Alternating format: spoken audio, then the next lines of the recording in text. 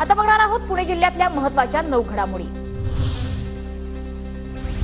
जुन्नर तालुक्यातल्या पूर्व भागातील गावांना पेरणी योग्य पाऊस नसल्यानं पेरण्या खोळंबल्या, परिसरातल्या नागरिकांची चिंता वाढली।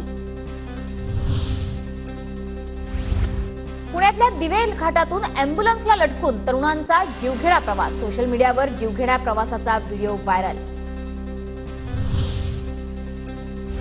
इंद्रायणी नदीच्या पूररेषेत 29 अनधिकृत बांधकामांवर कारवाईचे आदेश, पर्यावरणाची हानी केल्याप्रकरणी बांधकामधारकांकडून 5 कोटी रुपयांचा दंडही वसूल करण्याचे पालिकेचे निर्देश। पुणे सातारा महामार्गावरील शिवरे आणि खेड शिवापूर गावाच्या हद्दीत रस्त्यांची मोठी दुरवस्था, रस्त्यावर मोठमोठे खड्डे पडल्याने नागरिकांचा संताप, रस्ता दुरुस्त करण्याची ग्रामस्थांची मागणी।